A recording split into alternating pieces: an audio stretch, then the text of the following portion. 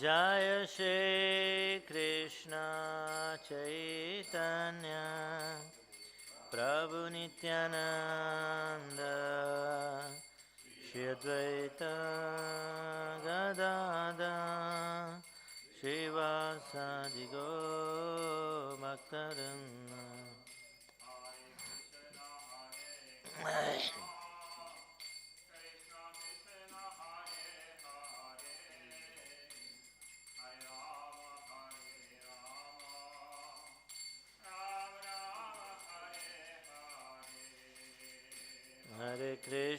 Hare Krishna, Krishna Krishna, Hare Hare, Hare Rama, Rama Rama, Hare Hare.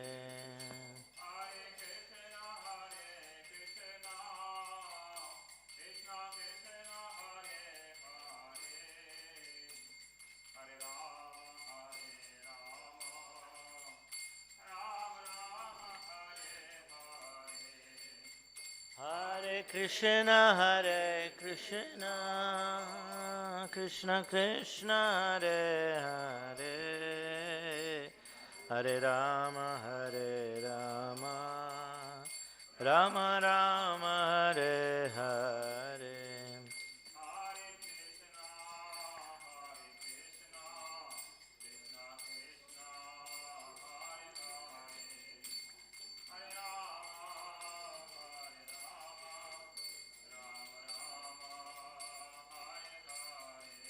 Hare Krishna,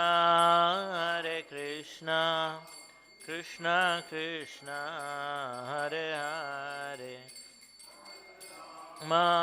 Hare Rama, Rama Rama, Hare Hare.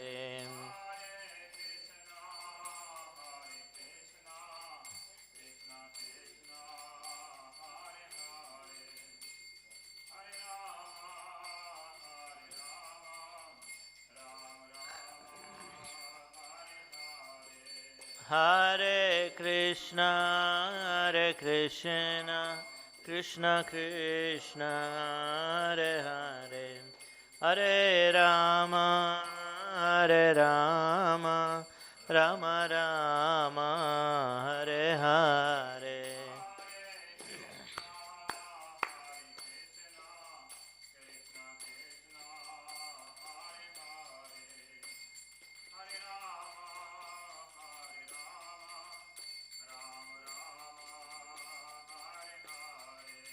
Hare Krishna, Krishna Krishna, Hare Hare, Hare Rama, Rama Rama, Hare Hare.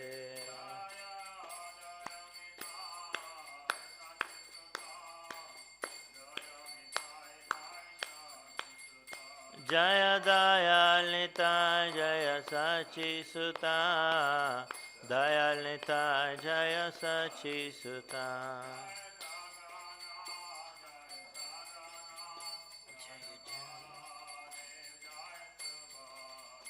Jaya Jagana, Jaya Baladev, Jaya Subhadra.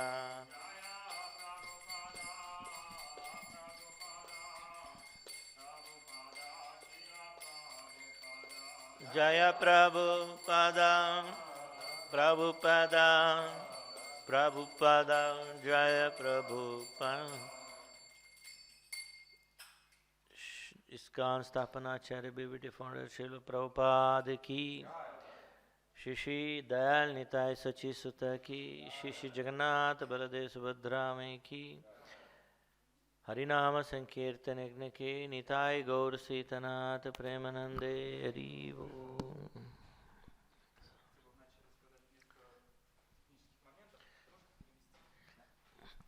Om Ajnanatimirandasya Gnananjana Shah.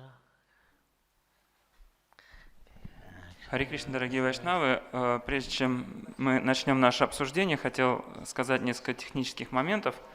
То есть, во-первых, хочу напомнить, что эта встреча в первую очередь для пуджари, которые имеют ответственность в своих ятрах, регионах и здесь в Москве тоже, потому что мы будем обсуждать различные правила, резолюции. Вот. Мы не против того, чтобы остальные тоже присутствовали, вот, и даже делаем трансляцию. Вот, но, пожалуйста, вопросы пусть задают те, кто у нас специально приглашен на эти встречи. Для более простых вопросов там, по домашнему поклонению, по еще каким-то нюансам у нас есть регулярные встречи «Час Арчаны». У нас был небольшой перерыв, но думаю, что через какое-то время мы их возобновим. Поэтому, пожалуйста, не обижайтесь, если я кого-то буду прерывать, потому что времени на самом деле не так много у нас, вот, а разных моментов, которые нужно обсудить на концептуальном уровне, много. И второе, что вот хотел сказать, что я хотел бы какое-то особое внимание вот сегодняшней встрече уделить. И, может быть, по результатам сегодняшнего обсуждения, вот, так сказать, от имени Санги Пуджари принять какое-то вот обращение к нашему национальному совету, к нашим лидерам. Я сейчас поделюсь своей какой-то реализацией, может быть, она не будет поддержана присутствующими, вот, но, по крайней мере, вот то, что я чувствую, что у нас в России на самом деле нигде правила GBC не выполняются относительно стандартов храмового поклонения. То есть у нас везде есть преданные с первым посвящением на алтарях, где-то преданные даже с пранамой на алтарях. И вот у меня возникает вообще вопрос, а зачем вот мы в России постоянно устанавливаем какие-то новые божества храмовые, если мы не можем поддерживать стандарт для тех божеств, которые у нас уже в России установлены. То есть это я сейчас говорю свою реализацию, не факт, что это вот будет всеми поддержано, но я бы предложил по результатам вот сегодняшнего обсуждения какую-то рекомендацию, например, о введении какого-то моратория на установление новых божеств храмовых, по крайней мере, в России, да, пока вот не будет в этом порядке, в этом плане наведен порядок. По крайней мере, в тех регионах, да, вот, например, я говорю про Москву, да, у нас храм на Полежаевской, храм в Юрлово, храм Каргашина, на Нагорной, так сказать, вот, извиняюсь, Гитанагаре, вот, и нигде у нас вот этот стандарт не выдерживается, да, и когда я иногда открываю рассылку в ВИОМС и читаю, что по благословению такого-то Махараджа открыт новый центр, там установлены божества Джаганатхи, а на Акшай-Трити мы еще и Лакшми Нарисимху там будем устанавливать. Вот у меня после этого, так сказать, икота начинается. Вот, поэтому мое предложение вот в конце сегодняшнего обсуждения какое-то вот такое обращение принять к нашим лидерам, что надо что-то с этим делать. И на самом деле даже установка домашних божеств, она тоже, наверное, должна проходить по согласованию с местным, например, старшим пуджари, да. То есть есть вот город, да, на алтаре служит там бхакта с пранамой, а в это время там какие-то грехастхи рядом устанавливают еще божества. Спрашивается, зачем?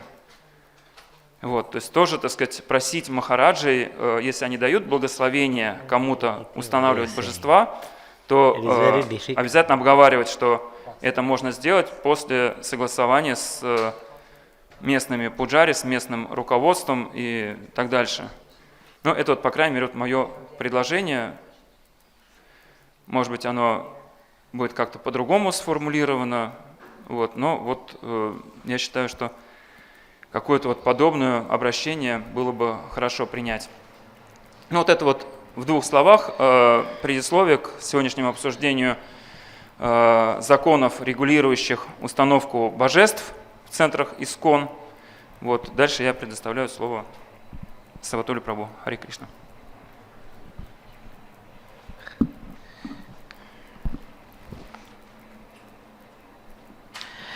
Om Ajnanatimrandasya Gnananjana Shalakaya Chakshurunmilitamena Tasmai Shri Guruve Namaha. Nama Om Vishnupadaya Krishna Prashtaya Bhutale Srimate Bhaktivedanta Swamiti Namine. Namaste Saraswati Deve Gauravani Pracharini Nirvishesha Shunyavadi Paschatya Deshatarine. Jaya Shri Krishna Chaitanya Prabhu Nityananda Shri Advaita Gadadhara Shivasadi Gaura Bhakta Vrinda. Hare Krishna Krishna Krishna Hare Hare Hare Rama Rama Rama Hare Hare. Vancha kalpatarubhyascha krupa sindubhya eva cha patitanam bhavanebhyo vaishnavebhyo namo namaha.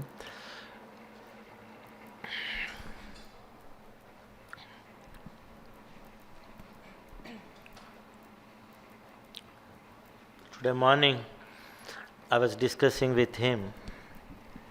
We are all staying together, so there will be a lot of. I was mentioning to him. On one occasion, I have to contact one Prabhupada disciple. Prabhupada wrote to him a letter which contained some instruction on deities in 1973. He was the temple president in one of the temple in America.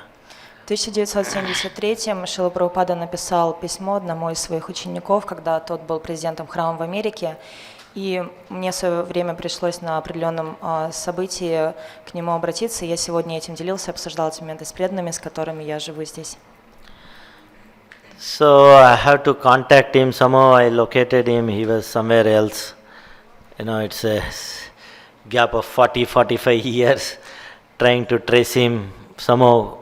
Because of social media today, through so many others, somehow I traced him, and he is still in good standing, chanting, having personal deity and worshipping, and having, in his own way, he is preaching. So he was available, luckily. И так или иначе мне нужно было с ним связаться, и спустя эти 40-45 лет я пытался его найти, но благодаря различным соцсетям мне удалось это сделать, и выяснилось, что он продолжает замечательным образом практиковать, воспевать святые имена, поклоняться божествам дома. So during the conversation he mentioned one thing which was very striking for me. It was very nice. И во время обсуждения он упомянул один момент, который меня очень затронул. He said, Prabhu, in our time, our only point of contact or reference for anything was Srila Prabhupada. Full stop. Он сказал: Прабху, в наше время единственное, на кого и на что мы ссылались, это Шрила Прабхупада. We did not have, unlike today, we have so many books being translated, so many devotees, they have contacted other sampradayas and they observed many things there. There are many good things they have borrowed, some practice, and some Gaudiya Math. Devotees have gone to so many Gaudiya Maths now, and then they've observed many things which are there. Это не так, как в наше время у нас есть большой доступ к различным другим книгам, которые были переведены на другие языки. И также преданные они обращаются в различные другие сампрадая, перенимая различную информацию и знания оттуда, и также они обращаются в Гаудия Мадх. So he said, in our time there was no such things. There is only one point, Prabhupada. Он говорит, что в наше время подобных вещей не происходило. Был только один источник, это Шрила Прабхупада. So we didn't have all these kind of confusions or any of this, different practices today which is prevailed. We were lucky. We had Prabhupada and we just followed him. И у нас не было никаких заблуждений, сомнений. Все было очень легко, просто и доступно. Мы следовали наставлениям Шрилы Прабхупады и все. And whatever books were available by Prabhupada, we were reading only that. Not unlike today, you have whole lot of library, whole lot of books. Every year you get so many books. You go to Kartik, Vrindavan or Mayapur, you will get new sets of books. So many things have been translated. So many. He said, in our time, there was only one Prabhupada books. Whatever he had translated and published, only that we had, and lectures and some lecture tapes which Prabhupada had given, and we used to hear about Prabhupada from others. So we were more Prabhupada conscious than Krishna conscious. И он сказал, что в то время мы были более осознающие Шрилу Прабхупады даже нежели чем Кришны, потому что все, что мы слушали, это было о Шриле Прабхупаде, и единственное, кого мы слушали, это было Шрила Прабхупада, записи, которые он нам давал в том числе, и книги, которые он сам издавал и печатал.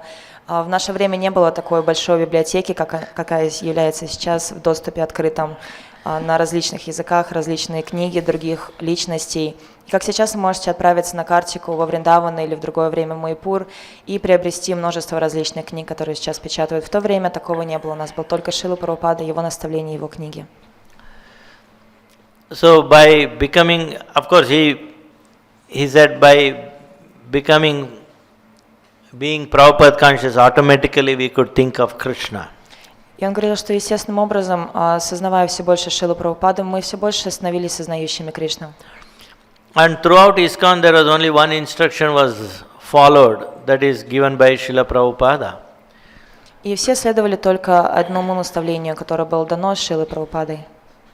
There was no conflict of interest or there was no other suggestions or nothing. Everything would start or stop from Prabhupada. И не было никаких различных мнений, конфликтов и так далее, разногласий. Все начиналось и заканчивалось с наставления Шрилы Прабхупады. So Prabhupada directly oversaw all the operations everywhere in ISKCON, and his guidelines were principally followed everywhere. Whatever he set the standard for deity worship or for any department or for any other activities, so many other Sankirtan or BBT or whatever, everything we just followed what Prabhupada said. И таким образом Шрила Прабхупада, он присматривал за всем и также предвидел различные моменты, и он давал наставления касательно различных тем, в том числе и поклонению божествам, и мы просто следовали этим наставлениям. After Prabhupada left, the gap of some 78 to around, you can say 2000, it's 38 years or whatever, there are so many devotees. Movement also expanded, so many devotees, and devotees from all walks of life, they all joined, and there was a lot of other influences also came. И в перерыве между 78 и 2000 годом, такой достаточно продолжительный период времени, естественно, и само общество, оно разрослось. Многие различные преданные из разных направлений, они присоединились к нам. Общество таким образом расширилось, и, естественно, каждый привнес что-то свое. And when it comes to, since the focus is on deity worship now, the standard of deity worship slowly came down, so many things added, things like that. И таким образом, к сожалению, поклонение божествам, оно немножко изменилось, немножко в упадок пришло таким образом. Some additions were good, some things were difficult to follow, or somehow it is there now today. И что-то новое, наверное, привнесли, и что-то из этого пошло на благо, а что-то не очень. Так или иначе, вот это то, что мы имеем. So some senior disciples of Prabhupada, they all saw how the deity worship standards have come down, and there are so many temples with so many deities, but not many pujaris. And their standard has come down completely. The way of dressing and the bhoga offering, everything was, for externally there is a big temple, 3 altar, everything. But when you go inside and see the deity worship standards, it was all not so good. И некоторые старшие ученики Шрилы Прабхупады, они обратили внимание и заметили, что несмотря на то, что внешне все выглядит очень замечательно, стоят большие красивые храмы, в них 3 алтаря и божества прекрасные, но тем не менее стандарт, уровень поклонения, он понизился, даже таким образом одевают божества, проводят пуджи и так далее, это пришло в упадок. So these devotees got together and they made this ministry and they convinced the GBC to bless this deity worship ministry and it started working. And one of the thing is we have Mayapur Academy where the pujari is getting trained in a standard deity worship.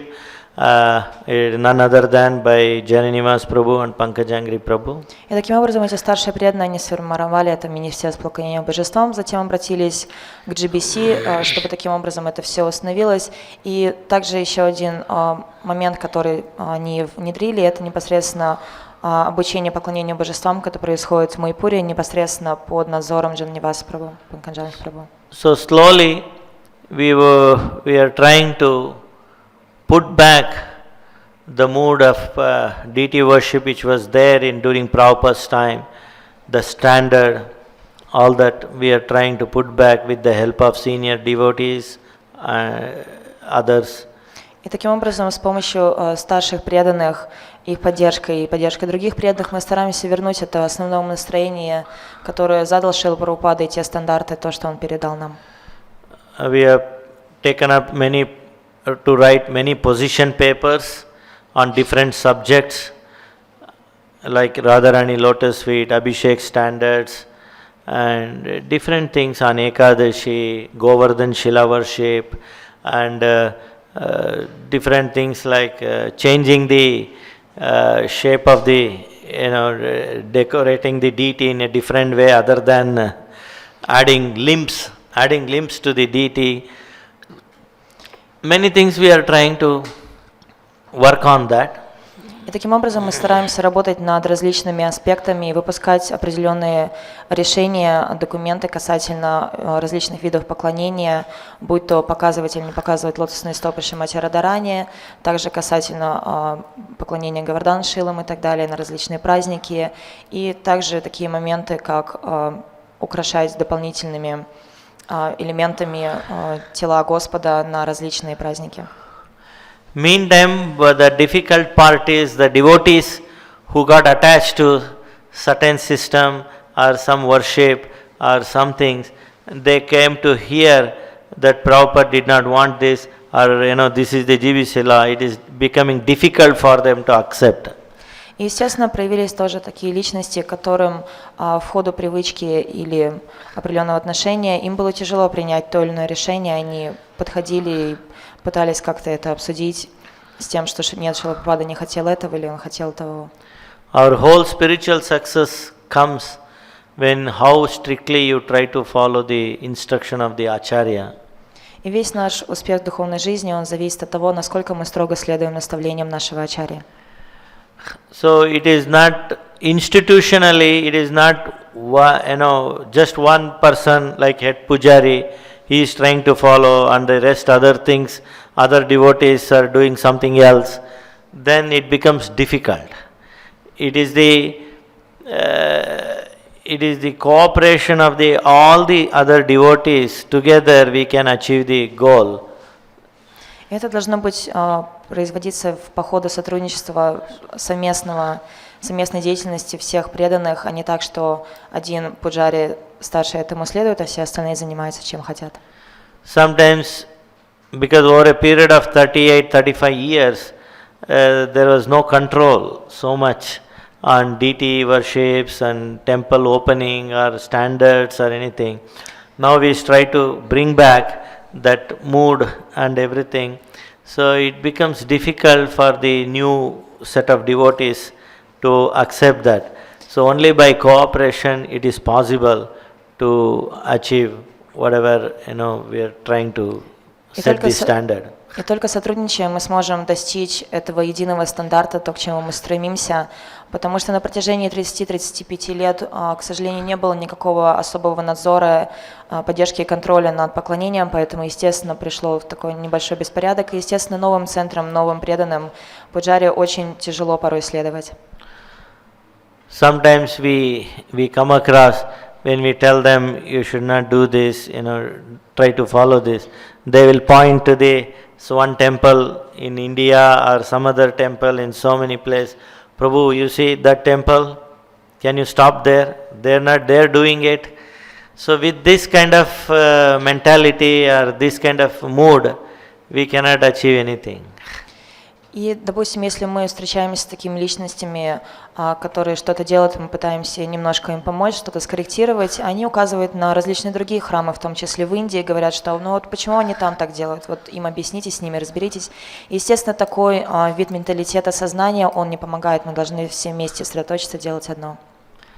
So we have to sometimes, even though we are attached to something, we have to give up, or something we have to adopt, new, whatever Prabhupada had said, something which you have missed for all these years, and we may have to adopt that. It may be little inconvenience, but each of us, the pujaris or the head pujari, everybody takes up this mood of pleasing Srila Prabhupada, our founder Acharya, thereby pleasing Krishna. If you keep that standard of deity worship given by Prabhupada, try to follow as close as what given by Prabhupada, then it is possible, slowly but surely we will come to that same standard what Prabhupada wanted.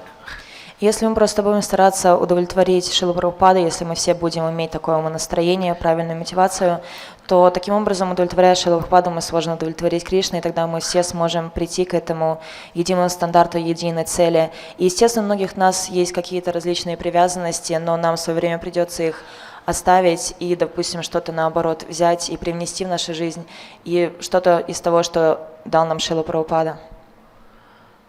So sometimes when you come across like these seminars or some classes where we show some ISKCON law, we have passed this and this, you try to follow. One should not think we are restricting them or discouraging them or controlling them. There is no such thing. There is no intention of any of that. It is only intention is trying to please what Prabhupada wanted, trying to follow what Prabhupada wanted.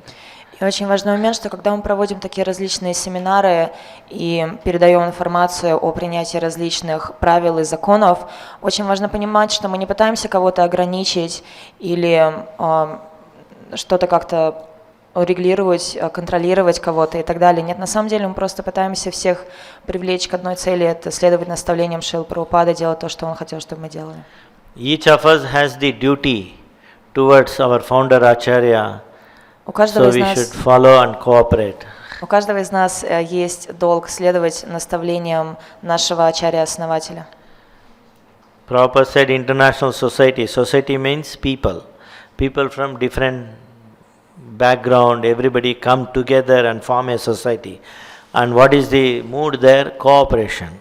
So it is an international cooperative society to become Krishna conscious. И, соответственно, Международное общество сознания Кришны, это означает, что это личности с разных концов мира, и мы все должны прийти вместе и сотрудничать. В этом суть. So, today we will discuss ISKCON law on installing the deities. И сегодня мы будем обсуждать законы, регулирующие установку божеств. And yesterday some devotee asked the question, who can bathe Srila Prabhupada the deity in public? Somebody asked, who's that? И вчера кто-то из преданных задал вопрос касательно того, кто может омывать мурти Шрилы Прабхупады на публике. And who can bathe, dress darshan deity of Srila Prabhupada in temple hall? И также кто может переодевать мурти Шрилы Прабхупады, которые присутствуют в храмовой комнате. And who can do arati ceremony to Prabhupada, darshan, Guru Puja? И также кто может проводить арати во время даршана, во время Гуру Пуджи Шрилы Прабхупады? Кто из преданных задал этот вопрос? Anyway, we don't have a strict policy on this right now, and Prabhupada as a Guru founder Acharya is very merciful and is available to everybody. So we don't restrict only to second initiated or first initiated. Even the first initiated and even the new bhakta who has been following at least for 6 months or 1 year, following 4 regulative principles, chanting 16 rounds, he understands who is the pure devotee Prabhupada and basic philosophy, and so he can definitely do all the services to Prabhupada. И таким образом, так как Шрила Прабхупада является ачарьем-основателем, и он очень милостивый, и на самом деле мы особо эту тему строго еще не регулировали, не обсуждали, но вот та информация, которая поступила, она говорит о том, что в принципе все могут выполнять это служение, поклонение, не обязательно это должны быть преданные со второй инициации или с первой инициации, это даже могут быть бхакты, которые уже практикуют на протяжении 6 месяцев или года, они повторяют джапу, они следуют 4 регулирующим принципам, они знают основную философию. So only thing is he should have proper devotional attire, devotional clothes, so he can attend, not like pant or shirt or this kind of thing. The devotee who is attending to Prabhupada Murti, bathing him, dressing him, he should at least have proper devotional, like if possible, like pujari, dhoti chadar, that is best. Or at least dhoti kurta, fresh cloth, he can attend. And while doing arati, same thing. If possible, there is no hard rule that he should be like a pujari, dhoti chadar. It is welcome if he wears like that, or at least dhoti and kurta, he should have that. And in publicly, when you are bathing Prabhupada on Appearance Day or Disappearance Day, you can have, the devotee should have at least devotional clothes properly, wearing new devotional clothes and then bathe Prabhupada. И на данный момент на самом деле нету таких строгих правил. Единственное пожелание, если возможно, это чтобы преданный был одет в вайшнавскую одежду, как это делают пуджари, да, это дхоти и чадар, если есть такая возможность. Если нет, то они могут одевать дхоти, курту и чадар, не проблема, но желательно, чтобы они все-таки соответствовали тому же внешнему виду, как это делают пуджари, и будь то переодевание непосредственно служения Шриле Прабхупаде, или проведение гуру пуджи, или касательно проведения абхишеки, празднования на день явления или ухода Шрилы Прабхупады, стандарт такой же. And second thing was in a preaching center or extension center, they worship DT picture of the parental temple, the pictures alone. First initiation devotees can worship them. Yes, they can worship, but with dhoti and chadar, like a pujari, he should also do achaman, and then he should know basic standard of deity worship. He can go and do the worship of the photos, which are kept in extension center or preaching center. And try to encourage, the parental temple should encourage them to have Guru Gauranga altar, which Prabhupada's standard. In any temple, Prabhupada had Guru Gauranga altar, big Panchatattva picture and Guru Parampara picture. He called it as Guru Gauranga altar. So if the extension center, preaching center is open, there the principal, the main temple should encourage them to have only picture of Panchatattva and Guru Parampara, and that can be worshipped by first initiated devotee with dhoti, chadar and proper devotional clothes. И таким образом в дополнительных центрах, помимо основного храма, если открываются проповеднические центры и различные другие центры, задавался вопрос о поклонении фотографиям, изображениям божеств в этом храме. Сева-атула Прабху говорит, что да, преданные с одной инициацией могут проводить там поклонение, но опять же они должны соответствовать внешнему виду правильному, это должно быть дхоти, чадар и так далее, если нет возможности, то можно в курте. И непосредственно основной храм, он должен их вдохновлять на то, чтобы эти преданные, они поместили туда фотографии, поклонялись Гуру Гауранге. Это то, что установил Шрила Прабхупада, это изображение Панчататтвы и Гуру Парампари. И там могут непосредственно быть также фотографии основных храмовых божеств, и они там могут проводить тоже пуджу, но, соответственно, правильным образом одеты, и также совершая вайшнава ачаман и так далее. Parental temple may have Radha Krishna, Jagannath, Baldev, Subhadra, deity, big deity worshipped, and they have an extension center opening. They should be encouraged to have Guru Gauranga altar rather than keep these the same pictures of these deity a big way and try to do. Proper standard was Guru Gauranga altar. We should have that. И таким образом, если, допустим, в главном храме у вас стоят божества Рады Кришны и Джаганнат Балдев Субхадра, и открывается какой-то новый дополнительный небольшой проповеднический центр и так далее, то не обязательно там должны быть большие фотографии этих основных храмовых божеств и преданные, старающиеся поддерживать тот же стандарт проводить пуджу. Нет, лучше следовать наставлениям Шрилы Прабхупады, стандарт, который он установил, это поклонение Гуру Гауранге. In every center there is official, you designate this is the altar. So in that altar you worship a specified picture or whatever. So that should be, if it is an extension or public, preaching center, that should have Guru Gauranga altar. That is Panchatattva and Guru Parampara. You may have the parental temple Radha Krishna deity picture or Jagannath displayed somewhere else. But officially you are worshipping Guru Gauranga altar. В центре любого храма находится алтарь. Если мы говорим о различных дополнительных центрах, то в центре на алтаре там должны быть непосредственно изображения Гуру Гауранги, это Панчататтва и Гуру Парампара. Но, естественно, если, допустим, у вас в вашей ятре главными божествами, главным храме являются Рада Кришна, Джаганнат и так далее, то их фотографии также могут присутствовать в этом центре, но на самом алтаре этого центра должны присутствовать Гуру Гауранга, как это сказал, установил Шрила Прабхупада. In many centers in America where Prabhupada began, they had big Panchatattva picture, like you have a Prabhupada behind, like that size of Panchatattva picture, and Guru Parampara, Narsimha picture, that's all. And this was very nicely worshipped and by devotees, first initiated, second initiated, in a proper way. They had all bhoga, offering, everything they were doing it. You don't believe, even to this day, those devotees who joined the movement, that temple, they were worshipping this Panchatattva picture. Today they have deities and all. But that picture has been displayed in the temple hall. And these devotees, they come very devotionally, they pay first obeisance to that picture. They stand in front of that picture for a long time praying to them. And then they go to the altar and they pay obeisance. I have seen them. So they did not think that it is lesser important. They did not think any less devotional or less representative. They really saw Panchatattva there, Gauranga, Nityananda, everything. That was their mood.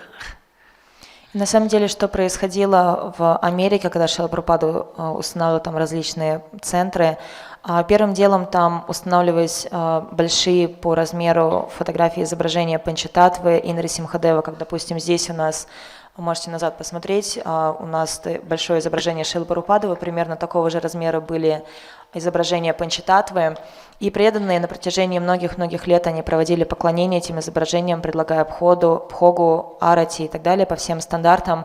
И вы не поверите, но на самом деле те преданные ученики Шрилы Прабхупады по сей день, я вот с ними встречался, и на самом деле, если у них уже в этих центрах появились божества на алтаре, они все равно поместили, допустим, эту фотографию изображения Панчататтвы также в храмовой комнате, в алтарной.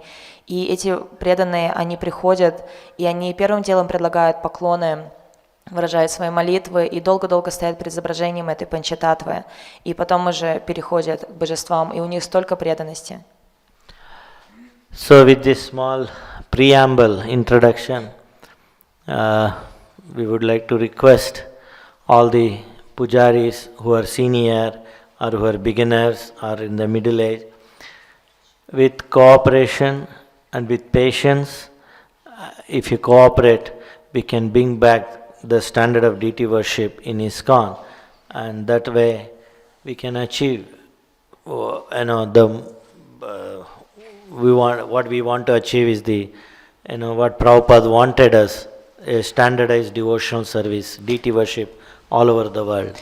We can educate slowly everywhere. И таким образом это было небольшое предисловие, и я хотел бы еще раз обратиться ко всем старшим пуджари и также начинающим в поклонении и служении божествам, чтобы вы проявляли сотрудничество и также терпение, чтобы мы все вместе могли поддерживать, возобновить и поддерживать этот стандарт Шрилы Прабхупады, то, как он этого хотел, и чтобы мы могли таким образом также обучать других. Anybody has any question, comment? У кого-то есть вопросы, So far, комментарии whatever we discussed. по тому, что вот мы на данный момент обсудили? Otherwise, we'll move to today's discussion. Если нет, тогда мы продолжим, перейдем вот к следующей теме обсуждения.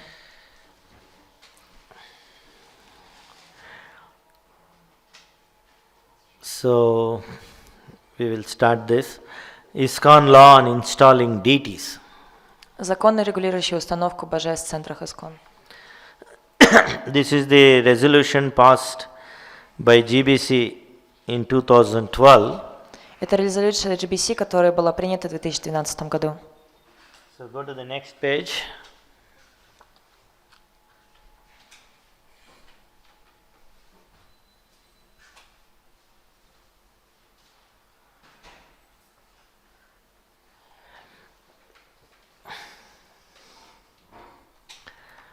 So any ISKCON center which is full-fledged ISKCON center or any, they are building a temple, they would like to commence the deity worship, they put up an application via deityworship.com.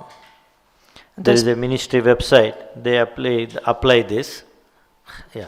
И таким образом, первым делом, если кто-то хочет начать поклонение божествам, будь то уже в непосредственно готовом построенном центре или они собираются строить храм и так далее, то есть первым делом они должны оставить заявку на вот этом сайте Министерства поклонения божествам.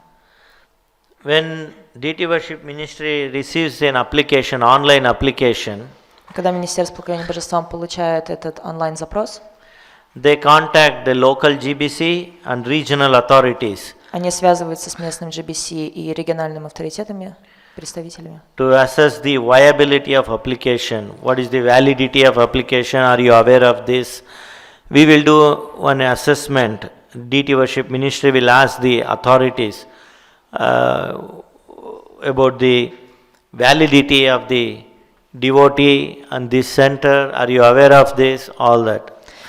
И затем они свяжутся с ним для того, чтобы понять, насколько готов этот центр, в курсе ли они, получили ли они всю информацию, или готовы они к поклонению или нет. So from that we get a feedback from the regional secretary, regional authorities and the GBC that yes, we are aware of this and we are approving this. They have made a proper analysis and everything requirement for the deity, procuring the deity and all. So they are moving in that direction. Then what happens? The first stage of approval will be granted. И таким образом, после того, как мы получаем обратную связь от непосредственно местного GBC, от регионального секретаря или авторитета о том, что преданные они осведомлены, готовы к поклонению, все необходимое у них присутствует, после этого мы уже двигаемся к следующей стадии, вот эта первая ступень, она завершена. Which means, when the approval is granted, the application with the set center, ISKCON center, can make arrangement to acquire the deity, placing the deity, ordering the deity from wherever they are, and commence fundraising and things like that. То есть таким образом, после того, как они получают это разрешение, они могут уже начать непосредственно саму подготовку, приглашать божеств, начинать собирать пожертвования и так далее. They will start building the temple and fundraising and many things. Они начинают собирать пожертвования, работать непосредственно построением храма, подготовкой этого центра и так далее. And this is very important. Center will not publicly advertise the final dates for commencement of worship until they receive certificate of readiness for worship. И таким образом центры могут приобретать божеств, начинать готовить запланированные планирование открытия храмов и вносить дополнения until they receive certificate of readiness for worship. Центры не должны брать обязательства или публиковать окончательные даты начала поклонения до тех пор, пока не получат свидетельство о готовности к поклонению. There are two levels of approval. Есть два уровня утверждения. One is deity approval, means particular deities the center wants to worship, that will be approved. For ordering the deities, they have to take permission. Before ordering the deities, they have to take permission to approve these deities can be worshipped here. И первым делом они должны получить разрешение на поклонение определенной форме божеств, прежде чем они начнут непосредственно оформление, заказ и так далее, изготавливать свои божества, они должны получить разрешение на поклонение этой определенной форме божеств. And after the approval of these deities, they order the deity and they fundraise, they build the temple, it may take 5, 6 years, 7 years, whatever. And after that, there is another application they have to put. И после того, For worshipping, commencement of the worship. И после того, как они получили разрешение непосредственно поклонения самим божествам, они уже могут дальше начать подготовку к изготовлению божеств, готовиться к ним, строить храм, собирать пожертвования и так далее. И это может занять 5-6 лет, и после этого идет следующий этап. Next. Any deities apart from those given by Srila Prabhupada, like Radha Krishna, Jagannath, Baldev, Subhadra, Panchatattva, Shaligram Shila, we will not seek further any clarification from the GBC body or GBC EC, Executive Committee or anybody.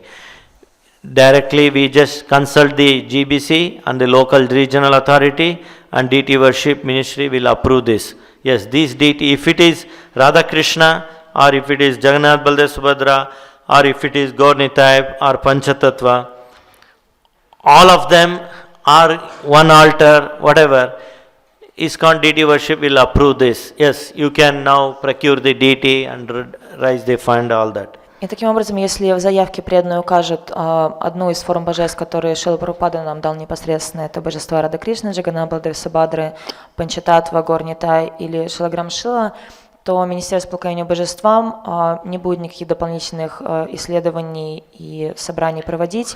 Просто проговорив, обсудив это все с представителем GBC, региональным секретарем и так далее, они дадут свое согласие на поклонение этой форме. Next picture.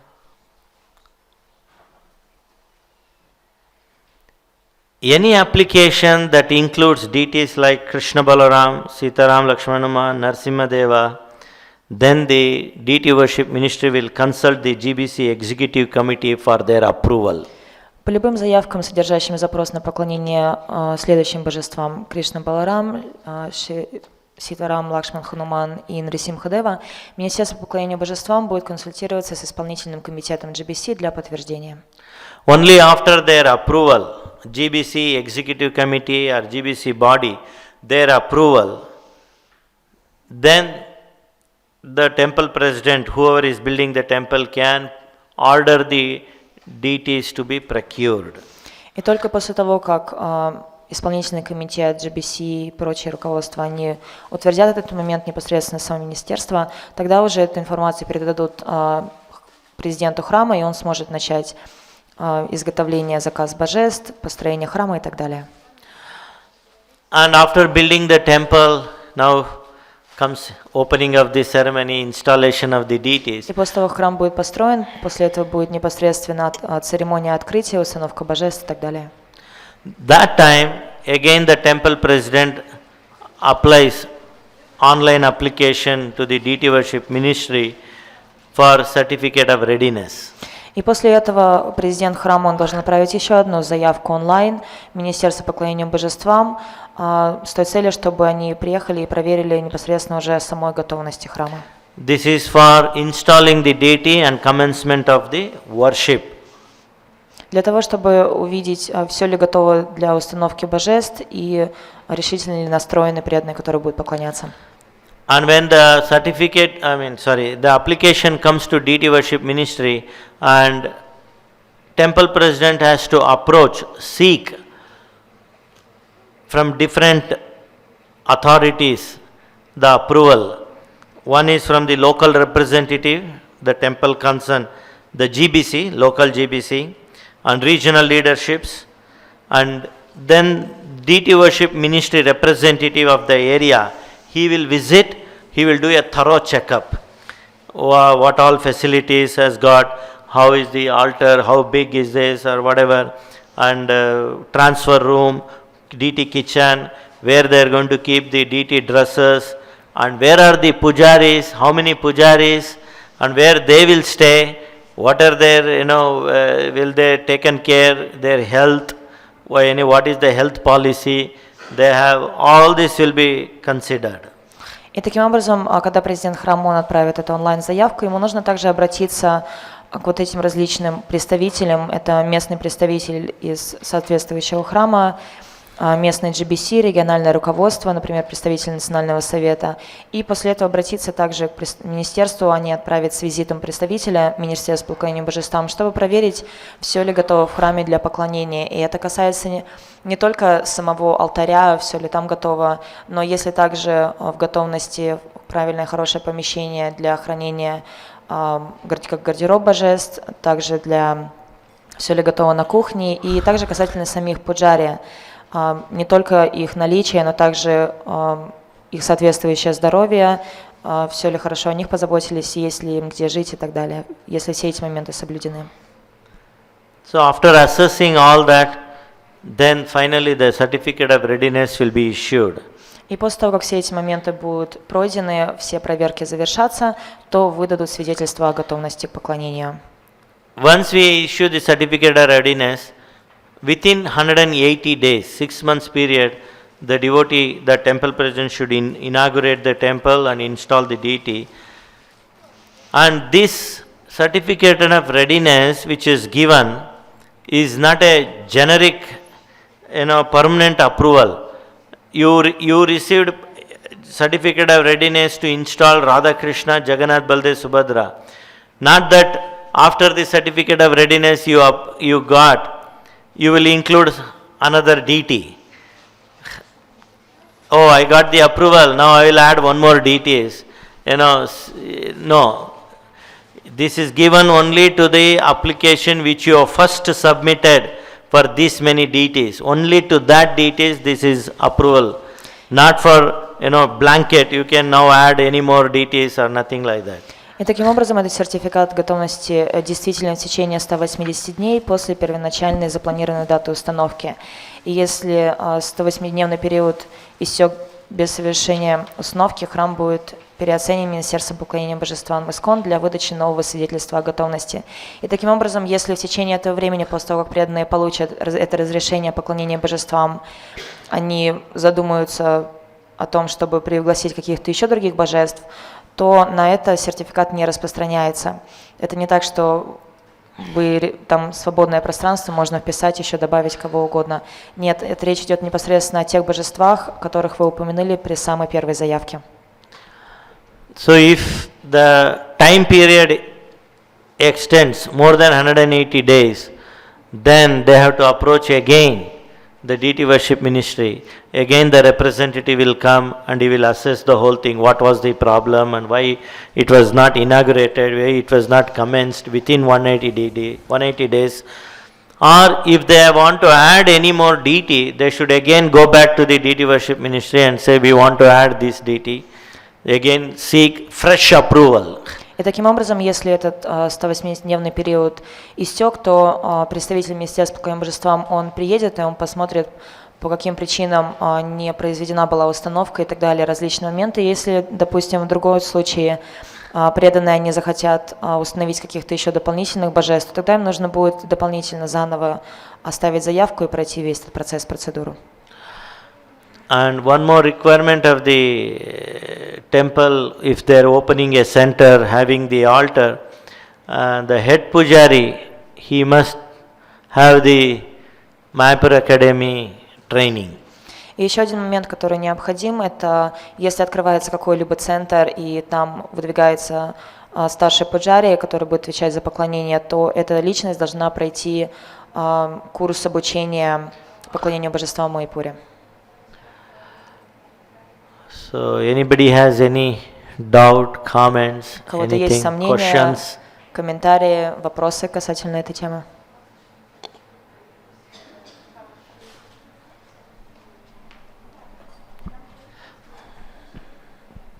У меня небольшой вопрос, то есть храм, который планирует установление божеств, он должен быть, соответственно, готов оплачивать все вот эти вот транспортные расходы по приглашению представителя министерства, да? So Vishnunath Prabhu is having a question. If, let's say, we're establishing new temple deities, and then we're inviting the representative of the minister of deity worship, so we should cover all expenses, the travel expenses? For the representative, yeah, that temple has to cover. Да, для представителя этот храм должен покрыть расходы. Whichever temple opening the center, having the deities installed, they need to get the certificate of readiness, and the deity worship representatives travels to them. That center has to cover their traveling expense to and fro, and he will come, and he or she, whoever it is, the area representative, they will come and assess the whole thing. Then they will make a report, they send it to the ministry, and ministry assess them. If they have questions, they will ask, and it will be a group, GBC will be involved, regional secretary, that national council or regional, everybody will be in the loop. Everybody will be in the same page, and then they all communicate each other. And most of the time these departments, other GBCs and regional secretary, they all depend on deity worship ministry representative report. Based on that, then if deity worship ministry finds some problem, they approach the national council or the GBC, they inform this center has got this problem, and they then start inquiring and trying to make whatever requirement and all that. And as far as the expense is concerned, yes, the temple has to bear that expense to and fro. И таким образом, да, если, допустим, какая-то ятра не хотят возвести храм, пригласить туда божеств и так далее, то им нужно пригласить себе представителя Министерства по поклонению божествам и оплатить непосредственно ему дорогу туда-обратно, покрыть все расходы и так далее. Эта личность, она приедет, она проведет непосредственно все исследования, все посмотрит, все ли хорошо, все ли соответствует, таким образом поможет в этом плане, и затем отправит отчет непосредственному руководству самого министерства, и также будут оповещены и региональные секретари, и национальные советы GBC, они будут все вместе работать над одним вот этим проектом, как на одной странице, вся информация будет перед ними, и очень многое будет зависеть именно от отчета этого представителя. И, соответственно, если возникнут какие-то вопросы, то это уже будет решаться с национальным советом, с другими представителями именно этого региона, они будут дальше это решать, продолжать. Но касательно вот этого вопроса, нужно ли непосредственно оплачивать все эти транспортные расходы, ответ – да.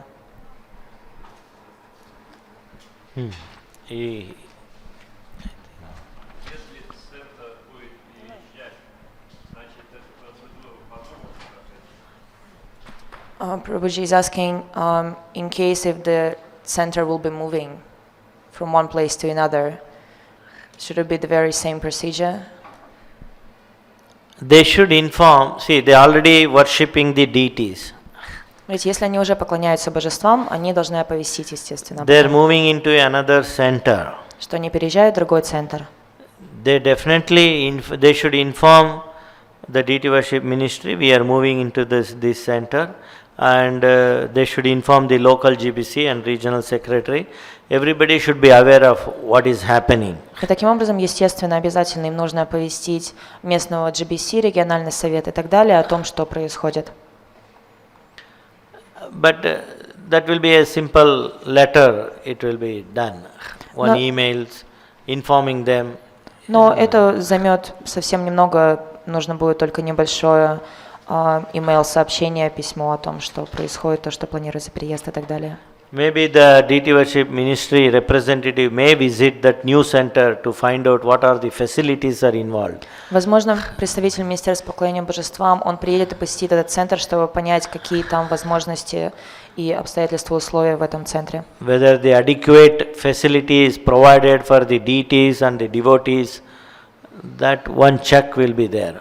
Одна проверка, возможно, там будет, просто для того, чтобы убедиться, что все необходимые условия требования соблюдены как для божеств, так и для преданных.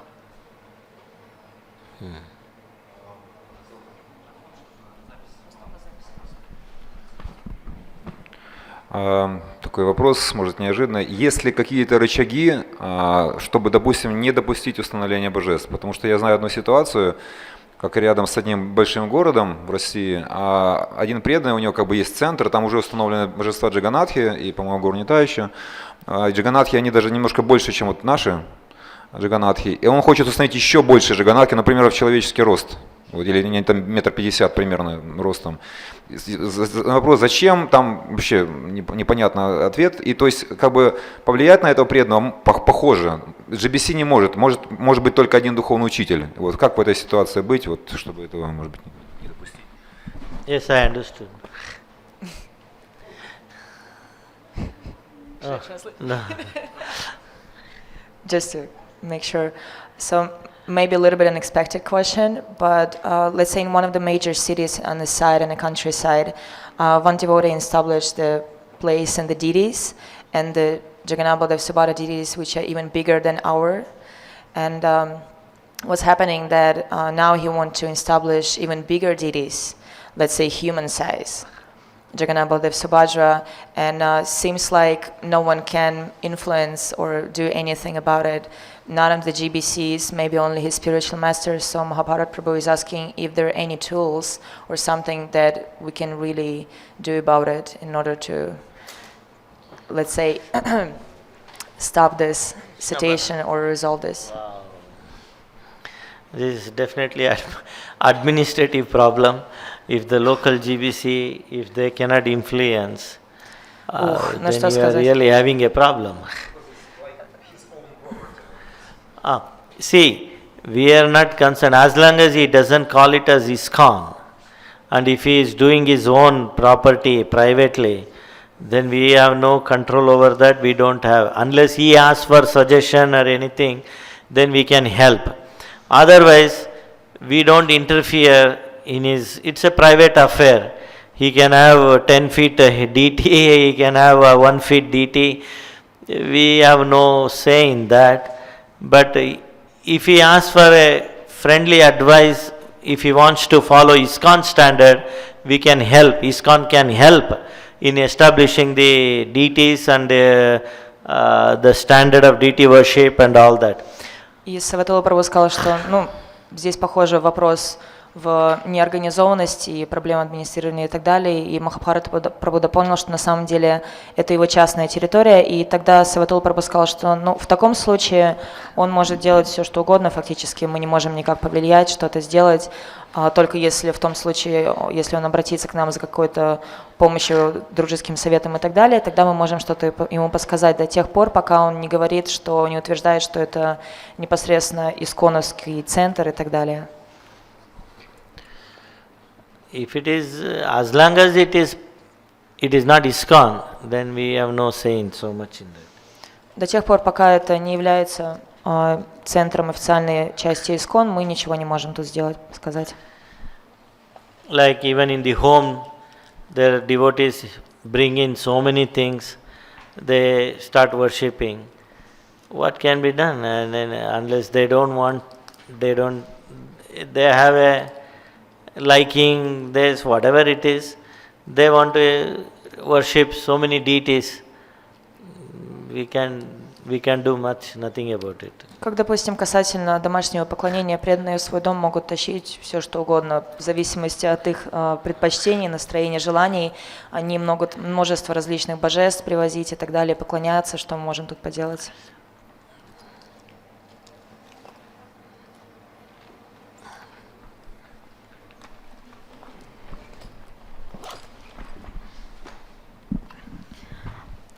А вот как быть в такой ситуации, когда в каком-то храме уже GBC местный решил установить какие-то божества, очевидно, что там храм, в принципе, не готов к поклонению божествам, допустим, такого размера или этим божествам конкретно. То есть не хватает пуджари, недостаточный уровень стандарта поклонения. Видно, что они не потянут, но и когда ты, допустим, говоришь эти аргументы, они говорят, а вот наш Махарадж, там такой-то GBC, вот он уже сказал, что все, мы устанавливаем. Это как бы уже, считай, точка.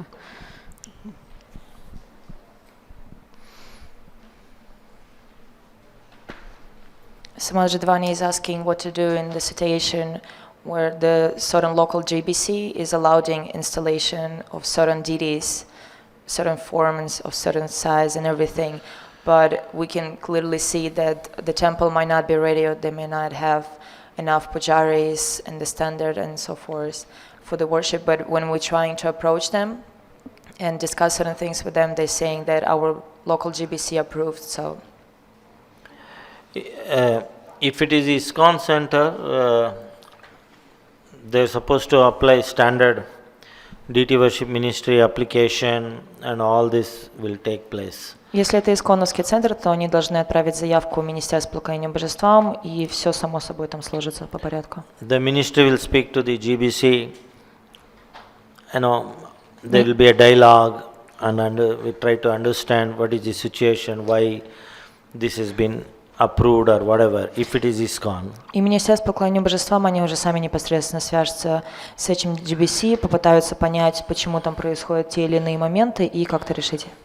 If it is private or in home, sometime maybe Guru may approve it because he understands the mood of that devotee. At least by doing this, he will be, chanting, he will Krishna conscious, he will maintain his Krishna conscious life if this helps him. So the Guru may understand the mood and they may approve it. И таким образом, если мы говорим о домашнем поклонении или поклонении на каких-то частных территориях, то духовный учитель может дать разрешение, благословение на поклонение тем или иным преданным, видя, зная их умонастроение. Зачастую это может помочь преданным в их садане, в улучшении их воспевания, их духовной практики и так далее. Тогда в таком случае духовный учитель может это сказать. But if it is in ISKCON, definitely now most of the GBCs seek the report from deity worship ministry and their approval, have the deity worship ministry has approved it, then only they give their consent and then the whole thing is. Но если речь идет о центре ISKCON, то на самом деле многие GBC, они сами стремятся получить это разрешение, одобрение от Министерства поклонения божествам, и таким образом они обращаются к ним за вот этим одобрением и проходит вот эта вся процессия. I can definitely say for in India, I've been dealing with them, and then most of the GBC, our Indian GBCs, in their zone, any center is getting opened, any DT approval, they very nicely cooperate and they seek report from the DT worship ministry. We have a dialogue and then we tell them why you should not do it. Then they instruct that temple president, you should not do it, like, if it is. So there is a whole lot of cooperation. It is very nicely healthy cooperation we have. And I'm sure everywhere it is developing, it is this is going on. Now at least last 1 decade, 10 years, this has been there. Very nicely, cooperatively working before approving any center in ISKCON. На самом деле, по большей части, так как я нахожусь все-таки в Индии зачастую и могу больше сказать о опыте там, то на самом деле очень многие GBC, они очень здоровым, хорошим образом сотрудничают с Министерством поклонения божествам, получают различные советы, одобрения и так далее. И если Министерство поклонения божествам не дает благословения, разрешения, то это все очень качественно обсуждается. передается информация, и GBC непосредственно сам уже обращается к президенту того или иного храма, говоря ему о том, что пока еще нельзя проводить установку и так далее, объясняя все, и проходит такое замечательное, здоровое сотрудничество. Это, по крайней мере, то, что я наблюдаю в Индии. На протяжении последних 10 лет проводится такая замечательная работа. Я уверен, что в различных других странах подобные моменты тоже происходят. I don't say we are 100% success in achieving this, but definitely compared to what was previous, 20 years back, 25 years back, if you look into that, and last 5-10 years back, if you look at, we have made a very, substantial progress. More than 90% we are success in approval system. It has been, placed very nice. It has been followed.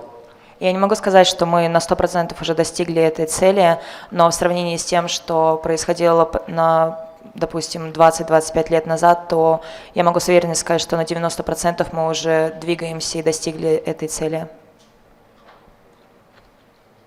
Any other question? Any comment? Еще другие вопросы, комментарии?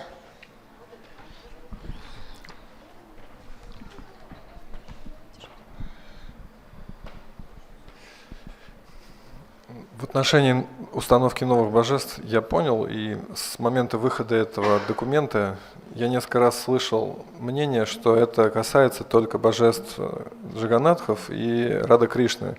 Я хотел уточнить, что действительно это касается также Гаура Нитай. Это один вопрос. И предусмотрена сертификация для уже существующих божеств, где уже идет поклонение.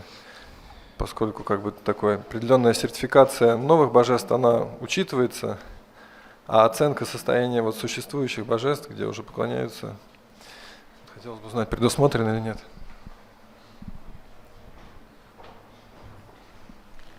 So Prabhu has two questions. First question regarding the installation of the deities, since they announced this new resolution and everything, he heard different opinions of different devotees regarding the form of the deities.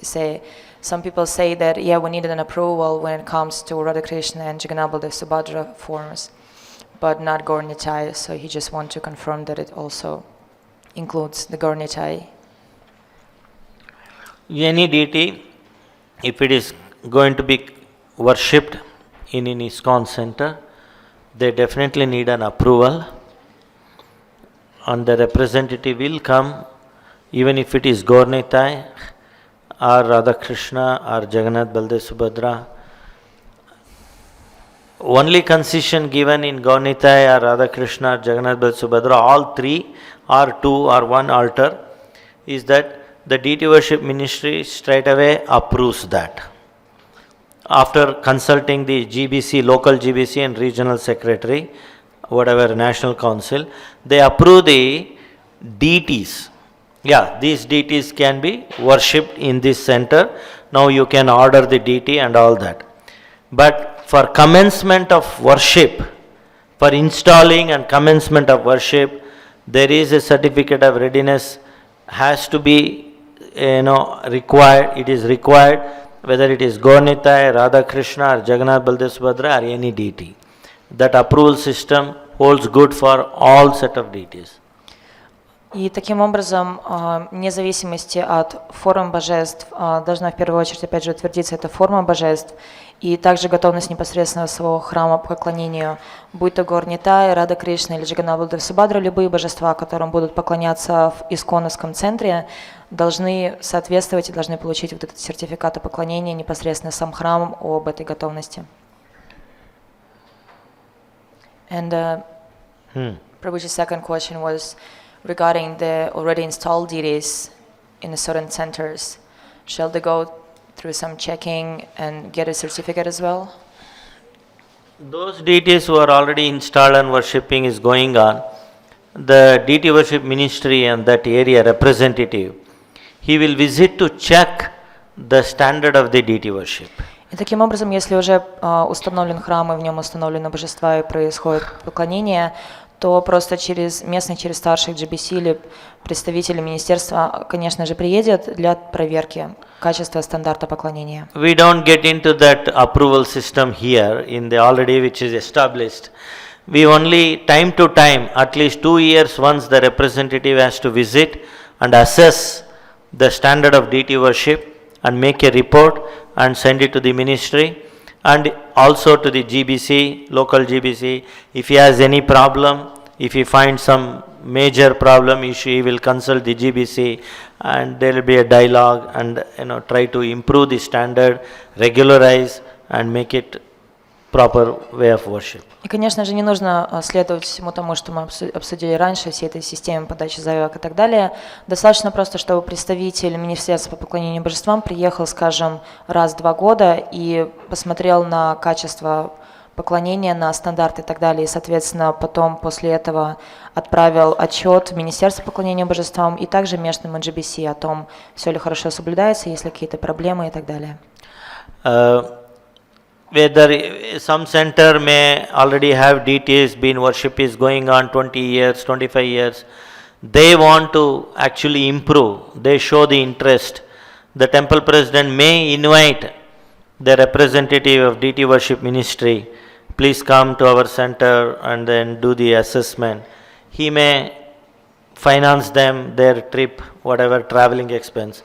Otherwise, normally the representative of the deity worship ministry is supposed to make his own effort. He or she supposed to visit every 2 years once all the centers in that area and then make a report and suggestions and all that. That is by himself he has to do it. And he will be, of course his traveling expense will be taken care by the deity worship ministry or the national council head, the regional secretary, or if they have approved it, then they will finance it. И таким образом Сева-атула привел 2 ситуации, 2 примера. Если, допустим, проводится уже поклонение на протяжении 20-25 лет, и преданные в храме пуджари, они хотят немножко улучшить стандарт поклонения, тогда они могут тоже обратиться к Министерству поклонения божествам, пригласить представителя, чтобы тот приехал и помог с этим. И тогда они, естественно, это спонсируют, поддерживают, в том случае, что вот идет такая взаимосотрудничество, помощь и так далее.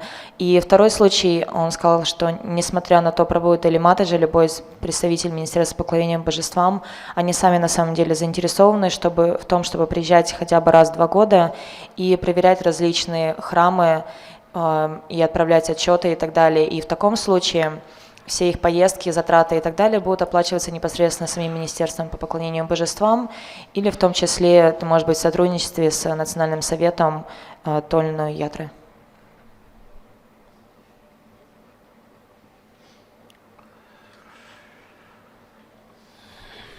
Anything? Еще есть вопросы?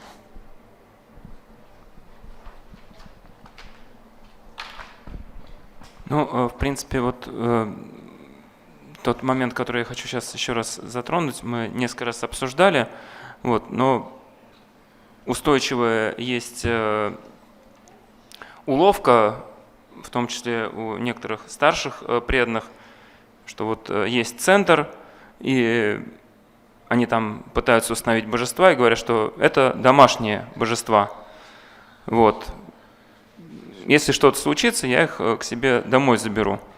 Приходится тратить много сил для того, чтобы бороться с такими уловками. Еще раз хотелось бы от Сева-атулы Прабху получить поддержку, что если в каком-то центре какие-то божества устанавливаются, то это уже, так сказать, храмовый стандарт, значит, должно согласовываться все по полной программе.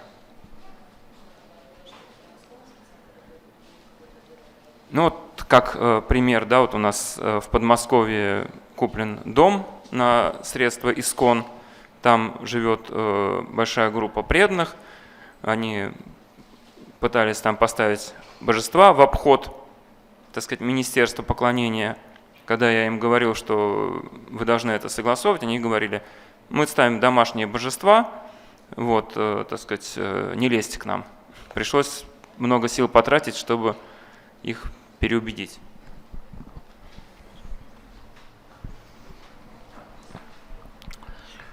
So Vishnunath Prabhu has a question. Regarding situation when someone bought a place or establishing the temple or the center on ISKCON's money. And then when it comes to the deities, they wanted to install certain deities, and when our heads like Vishnurat Prabhu and others, they approached them saying that this is certain procedure that need to be done, they say, oh, no worries, it's not going to be like some big deals, it's just going to be home deities, and if something went wrong, we'll just take them to our house and we'll take care of them, so no worries. So they're kind of trying to be tricky, and it takes a lot of effort to deal with them and resolve the situation. So Vishnurat Prabhu is asking you to clarify this point one more time, just to make it sure. The new center started by ISKCON, Новый Right. центр, который if I understand. New начали, center, открыли the исконовские преданные. fundraising, everything was done by in the name of ISKCON. То есть от имени ИСКОН это установили, построили, купили или так далее. And you purchase the land or Купили the building землю или здание in ISKCON name. от имени ИСКОН. It is an ISKCON center, ISKCON property. То есть это является собственностью So ИСКОН, when it ИСКОНовский comes to центр. deity, you want to say something? You want to add? Можно по-русски. Просто этот проект, он как бы очень прочно ассоциируется с этим Махараджем. И Махарадж, это часть ИСКОН, то есть его не мыслят преданные как какой-то что-то, так сказать, центр. Mahabharat Prabhu basically is saying that this everyone sees it as a ISKCON project. It's not only it's been established that way, everyone sees it that way. Yeah, if it is all GBCs involved and then they keep going and the impression is given to the public or the congregation set of devotees, this is an ISKCON center and they all gave money thinking that this is ISKCON. И, соответственно, если это исконовские храмы, преданные, они собирали пожертвования, они давали пожертвования, понимая, что они дают на исконовский центр и так далее, и сама общественность, они понимают, что это что-то связанное с ИСКОН, если там Махараджи же BC вовлечены, то есть все в курсе. That is why there is a, and when it comes to installation of the deities, they want to avoid all the procedures. They want to do whatever they want. И когда дело уже подходит непосредственно к установке божеств, тогда они уже хотят избежать всех этих процедур, следования всему этому, и хотят сделать все по-своему. So certainly vigilant is required. Vigilant. There should be a proper vigilant. The GBC and the area representative, regional secretary or whatever, they have to be careful. And there, I'm sure even in Russia, everywhere, we have a legal department. We make sure that the whole papers, the land, the property, everything is in ISKCON name. And now it's going to be a law that only in ISKCON, the deities can be established only on ISKCON property. And not only that, ISKCON also should own the deities. Not like properties ISKCON and somebody comes, you put my I will sponsor the deity and he put, deities. After 20 years, he or she comes and says, I want to take back my deities. This happened.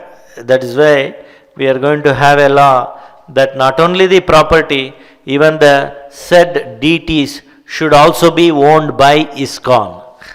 Not somebody. He can do, even if he donates, somebody donates, it should be a clear letter or the agreement between the donor that he does not have any right or any ownership. He has given it to ISKCON and ISKCON owns the deity.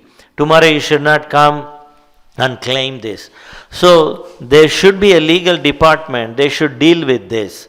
And before commencing the deity worship, first of all make sure that it is ISKCON property and the deity belongs to ISKCON and this approval system is followed.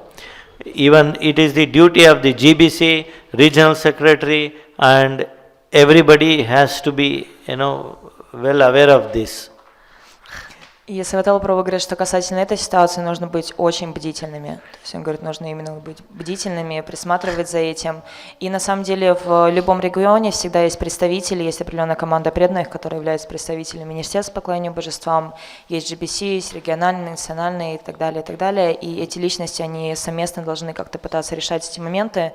И также он сказал очень важный момент касательно непосредственно самого приобретения земли, здания и в том числе божеств, что даже если кто-то это все спонсирует, он должен, желательно, если это особенно большая сумма и так далее, то там даже должны быть определенные документы касательно того, что, несмотря на пожертвования, эта личность, она не имеет никакие свои взгляды и не подразумевает, что это будет принадлежать как имущество этой личности, которая проспонсировала, что особый акцент Сева-атула Прабху оказывает снова и снова на то, несколько раз он повторял, что сама территория, храм и божества, они должны принадлежать искон, и это должно быть все зафиксировано документально. Sometimes it so happened that the devotee is very familiar, he was a full-time devotee or very close to ISKCON, and he has his own property where he establishes deity worship or whatever. He may even hire, there are definitely devotees from ISKCON, at least in India it happens. You will get brahmanas, ISKCON brahmanas, they may hire for puja, everything. And just to encourage him or whatever, our GBC or his guru, many devotees, local devotees may visit and take part in the ceremony, inauguration or anything. That may happen, but that doesn't mean, that should not be seen as it has been approved and I can also do it. Or the other temple president should not think that the guru went, everybody went, what is this thing, he did not take any approval system or nothing, so I will also follow the same thing. No. As long as you are in ISKCON, you must follow this. That is a private, just to encourage the guru and the devotees, they might have visited and they participated in the ceremony. That's a different ball game altogether.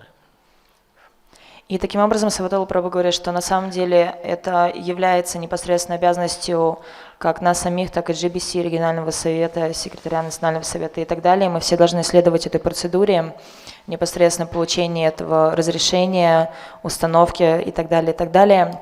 И даже если, допустим, такие случаи, как случаются в Индии, что кто-то может, допустим, построить какое-то здание, пригласить туда божеств, и также в Индии это распространено, могут нанять браманов. Я уверен, что у вас в России, возможно, тоже такое может практиковаться.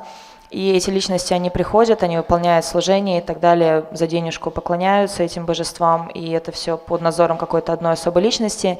И старшие преданные, даже махараджи, они могут прийти на церемонию открытия этого места и так далее, но нам всем очень важно понимать, и также президентам храма той или иной местности, что это не то, как это должно быть, это мы должны следовать непосредственно всей этой процедуре подачи заявки и так далее. Делать это все вместе – это обязанность, ответственность каждого из нас.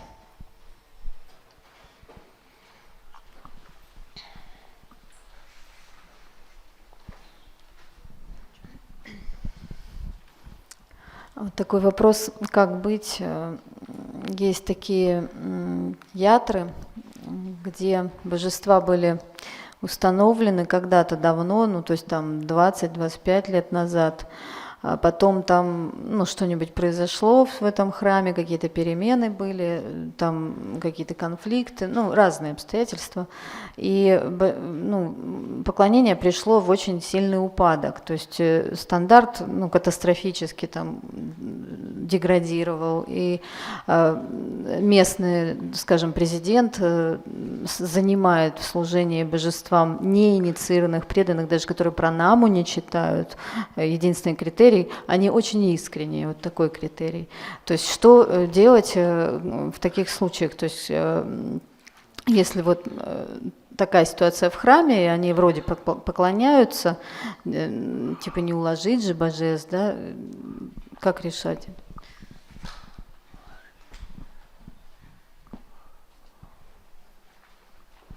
Samaj Dvani asked a question if in the case of the deities that had been installed 20-25 years ago and the worship was going on, but then at certain point something happened in the yatra or in the temple, some difficult periods of a time, and they couldn't keep up with the standard and everything. And then later on, gradually, some devotees came and they started rendering the service to the deities. And the temple president, he is trying to encourage and engage others, but it's not a second initiated devotees. It can be just devotees with one initiation or bhaktas and so on. So, but they say what to do. We cannot just put the deities to rest. We have to carry on with the service, with the worship. So, what to do in this kind of situation? Yes, sometimes this unfortunate situation comes, then that first initiated devotee, he should be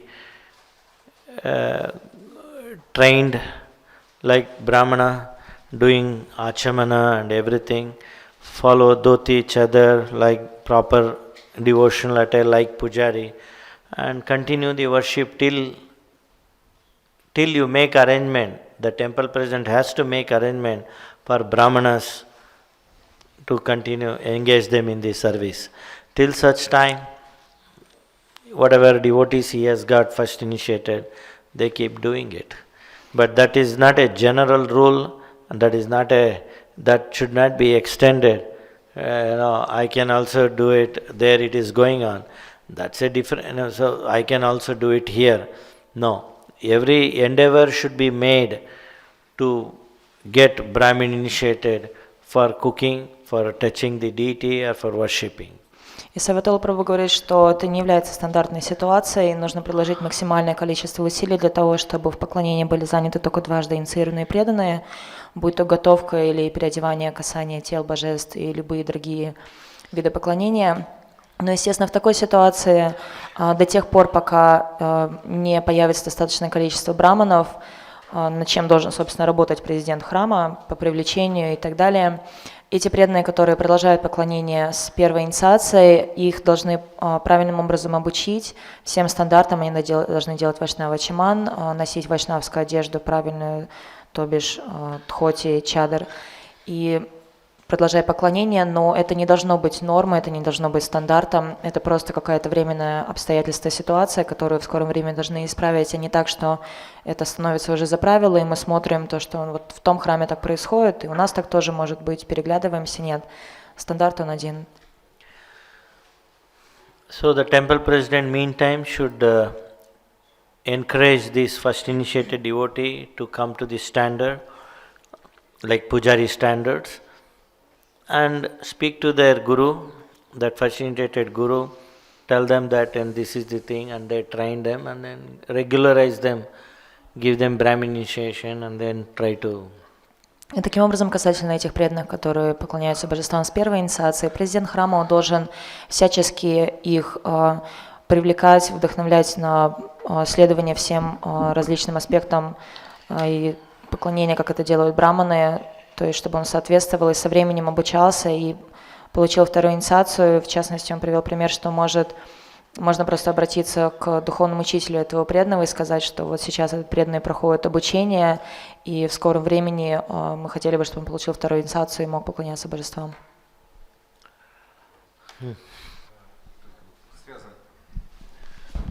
Связанный вопрос. Можно ли не то что рекомендовать, но может быть как-то облегчить вот для таких преданных, которые достаточно искренние и видно, что они серьезные в поклонении божествам, облегчить для них получение первой и второй инициации без всех вот этих требований, которые выдвигаются, может, что если они позже там сдадут эти бакришастры и прочее, ну то есть вот таким. So Mahabharata Prabhu asked a question regarding those devotees who is already eagerly engaged in the service and they show the determination, everything, and they doing it really nicely, trying their best, but they do not have yet this second initiation. And right now we have certain rules and regulations in order to receive it and get it. Let's say they have to go through the Bhakti Shastri, studying and different other things. So Mahabharata Prabhu's question is, can we kind of make it easy for them in some way? And for example, maybe they can study and pass all the tests, Bhakti Shastri and everything later on? That's what. It depends on the temple president. He has to speak to that guru and then request him, this is the requirement, and they are very nice, their sadhana is very nice and everything. So if the Guru approves, probably some concessions are always Сева-атула Прабhu говорит, given. что это зависит от президента храма, то есть он может сам непосредственно посмотреть на ситуацию, на этого преданного, обратиться к духовному учителю и сказать, что вот у этого преданного он выполняет такое служение, у него замечательная садхана и так далее, и какие-то исключения здесь, конечно же, в этой ситуации могут быть приняты.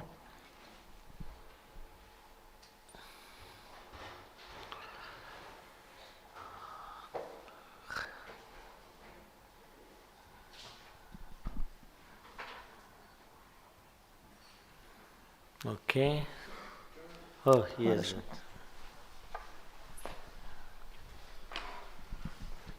Просто один фрагмент вопроса.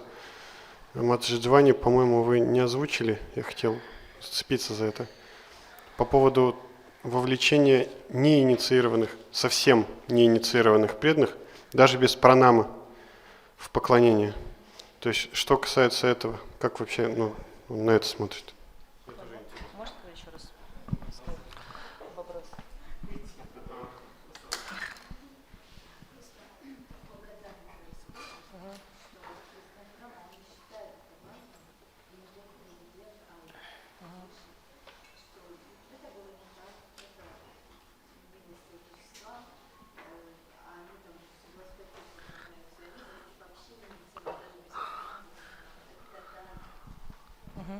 Вот маленькое дополнение, которое мне сказали чуть раньше, извиняюсь. Маджидхвани говорит, что более раскрытый вопрос.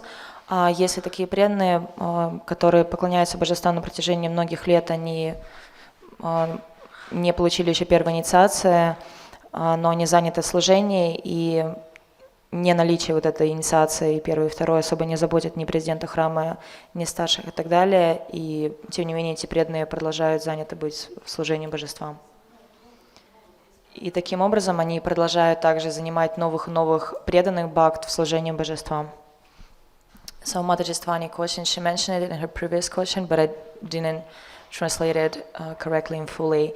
So now she Reframed. Yeah, and basically the question is regarding those devotees, bhaktas, who does not have a first initiation even, but they engage in the service for many years, and it doesn't seem to bother another temple president or any other senior devotees, and they keep on engaging bhaktas in this deity worship. Very difficult to find solution for all the crazy problems. Очень тяжело, трудно найти решение всем дурацким Some сумасшедшим weird problems проблемам. will be there, some crazy ideas. You can't, it's a basic principle. Prabhupada has given us the principle. We have to follow that. Шрила Прабхупада установил принцип. If they have their own ideas and doing it, and it is the duty of the local leaders, they should actually encourage them and tell them that, you have to follow this. На самом деле это их обязанность не следовать каким-то различным своим личным идеям, а наоборот вдохновлять этих преданных для того, чтобы они получали первую инициацию, вторую инициацию и служили божествам. It is the duty of the local leaders, local authorities should encourage them and should make them follow these rules. И таким образом это непосредственно обязанность местного руководства и лидеров, это вдохновлять этих преданных, чтобы они следовали этим правилам.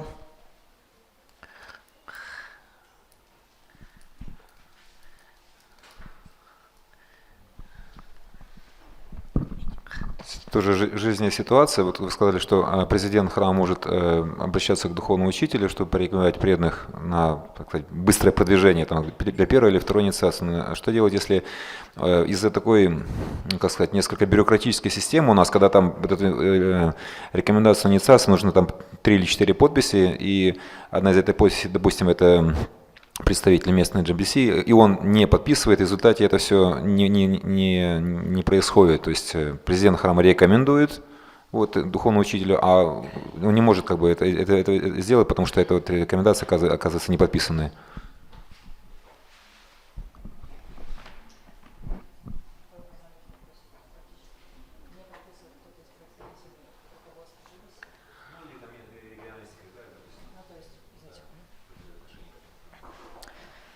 So Mahaprabhu, coming back to the previous question regarding those devotees who does not have a first or now speaking about second initiation, but they're really eager to have it and to render the service. And you mentioned that with the permission of the temple president, he can approach his or her guru in order to make this process a little bit easier for the devotee to take a second initiation. So his question now is about, for example, we have this system that in order to get the permission to take a second or a first initiation, it required not only temple president but a few other devotees, let's say regional secretary or some other authorities from GBC side, to sign up this paper. Sometimes it takes 3 people. So what speak of if, for example, the temple president gives his approval for the devotee to take a second initiation, but one of the other senior devotees does not give it? I think approval system is that temple president and that's all. Temple president, he recommends and goes to his guru, and guru sees the question answer session paper and approval sheet. And the sense, this is how in India, at least, we don't involve the regional secretary or anybody. We have different There systems. is maybe you have a extra security system. But in any case, if it is required, and then maybe with discussion, dialogue with the regional secretary and the guru, again we have to have a communication and then explain to them and then do something, please request them. So the temple president, if he approves that and if he gives a guarantee that this so-and-so devotee is sincere and serious and his sadhana, everything is good, I'm sure they will do it very quickly, the approval. И таким образом Сева-атула Прабху говорит, что не знаю, как у вас, но обычно, и в принципе у нас, как в Индии, это происходит, что обычно не нужно подписи, не вовлекаем руководство, такие как региональные секретари, там, представители GBC и так далее. Достаточно просто президента храма и непосредственно основной анкеты, сдачи всех тестов и так далее. Это все предоставляется духовному учителю, и с ним обсуждается, он уже дает свое разрешение, благословение. Если у вас тут другая немножко система, больше система безопасности, вооружены, тогда в таком случае он говорит, что можно просто в обычной личной беседе все эти моменты обсудить, допустим, если та или иная личность не хочет подписывать или какие-то вопросы возникают, то можно в обычной беседе это обсудить, ведь президент храма, если он знает эту личность, он может рекомендовать, он может заручиться тем, что эта личность, она следует, он может таким образом представлять, и это все можно спокойно обсудить и решить. That is why the head pujari or the temple president should not fight.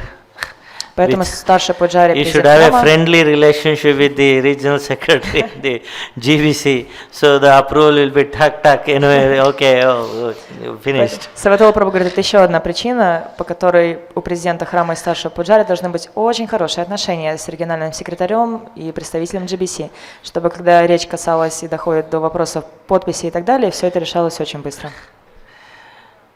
So time to time invite the GBC and regional secretary to the temple, feed them, do service nicely, so that have a cordial relationship. So when some genuine case is there, and then the temple devotee approves, the temple president approaches, so and so is there, please, and over. Yes, it will be approved. И таким образом хорошо бы приглашать этих личностей, регионального секретаря, представителей GBC и так далее, непосредственно в наш храм, кормить его хорошим просадом, как-то им служить и так далее. И когда в ходе со временем какие-то, возможно, вопросы, моменты всплывут на поверхность, то они очень быстро и легко решатся. What is that? Upadeshamrita is there, dadami pratignati, guhyamakyati prachyati, bunjate, bojjate, chaiva, shadvida, priti lakshanam. We should, all Vaishnavas should follow that. Then automatically there will be a loving relationship with everybody. First of all, Vaishnavas in principle should not have any enmity should not have any this thing. We try to follow, and if you follow this Priti Lakshanam, Shadvida Priti Lakshanam, all the 6 principles of loving exchange with the devotee, and when genuine cases like this, definitely nobody will restrict, they will approve, you know. И таким образом мы должны следовать наставлениям Упадешамриты. В целом хорошо, если у преданных есть хорошие, замечательные любовные взаимоотношения. И мы все должны практиковать эти 6 видов любовных взаимоотношений. И тогда все различные казусы и моменты, которые будут всплывать по ходу общения и сложения, они будут очень легко решаться.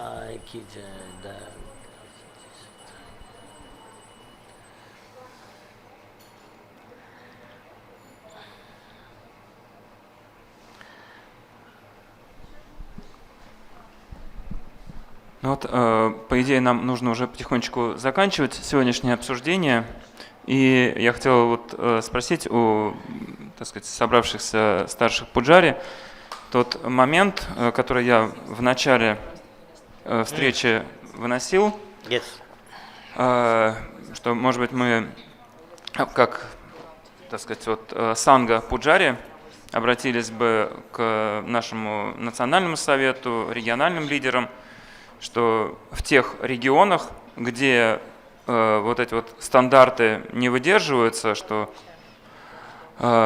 служение именно со второй инициации, там какие-то другие моменты, что мы не устанавливаем новые божества, по крайней мере какой-то мораторий до улучшения какой-то общей ситуации. То есть вот кто-то вот по поводу этого момента что-то хочет высказать, может быть, какие-то возражения или конкретизировать эту вещь.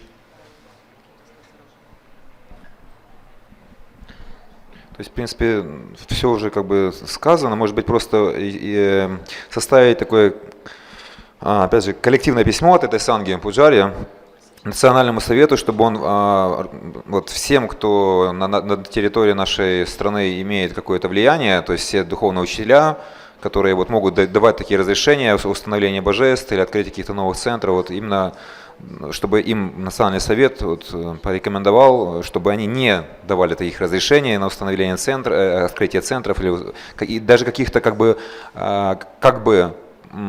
параллельных программ, типа там психология 3000 и так далее, но все равно там есть божества и так далее, и все преданные отождествляют эти проекты с ИСКОН. Вот, в таком случае, чтобы дать рекомендацию Махараджам не давать таких разрешений на открытие центра, установление божеств, если там преданные не готовы. Какие-то еще комментарии?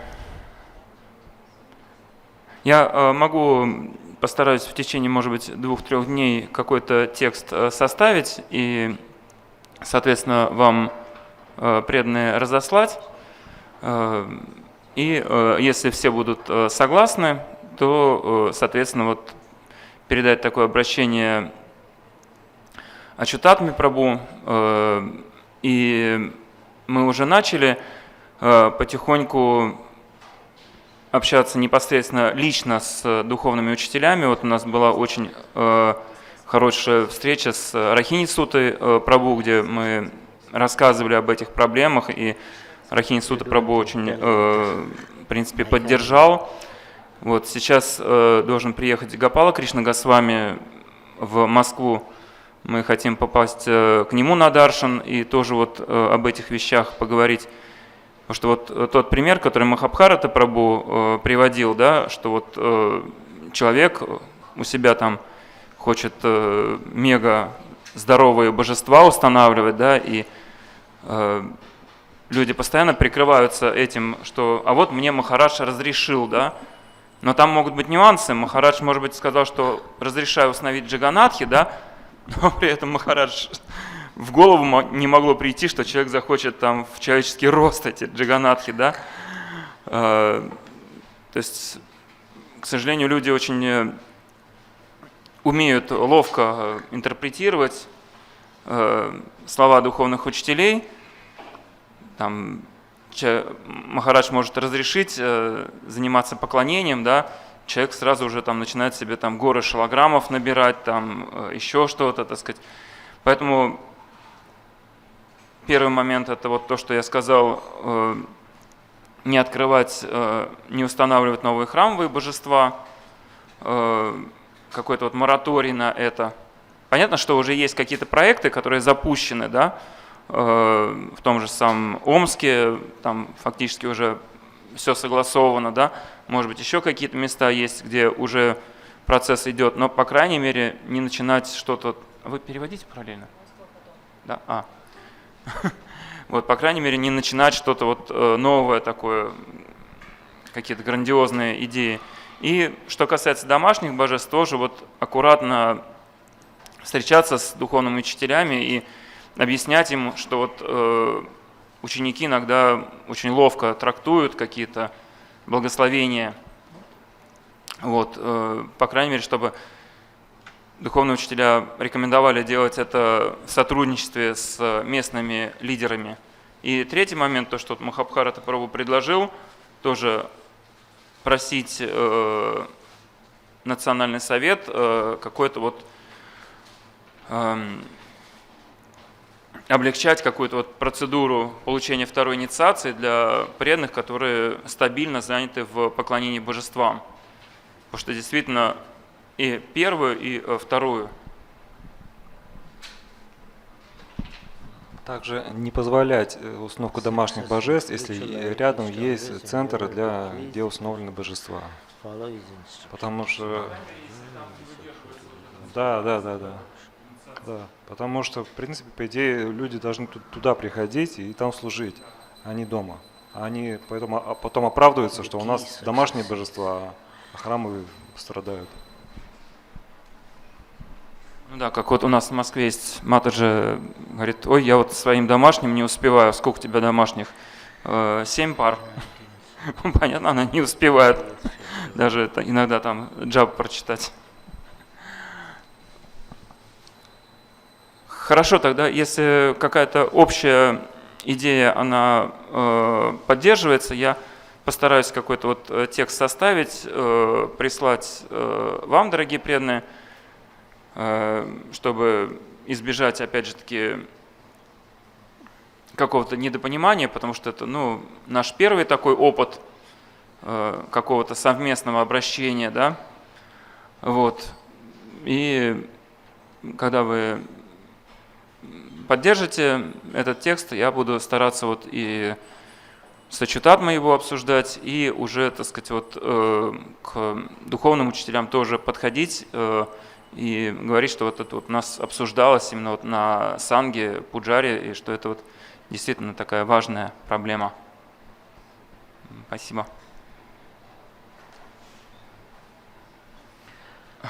Hare Krishna, thank you very much. If you have any suggestion, any comments, or you want any other thing to discuss, please contact Vishnurat and we will try to organize that.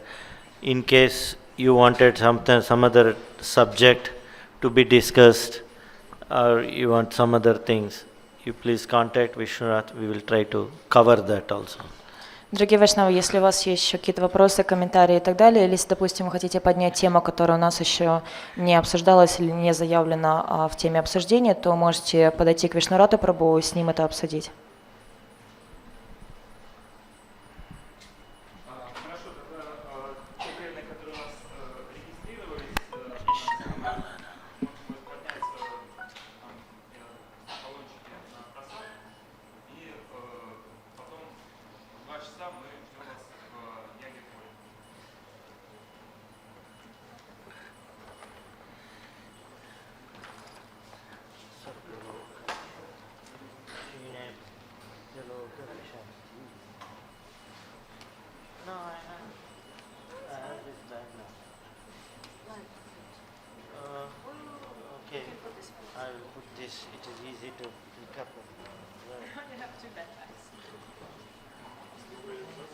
He only has to carry.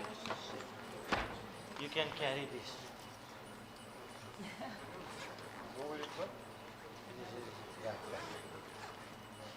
We can do it upstairs. We can do it upstairs. We can put this here.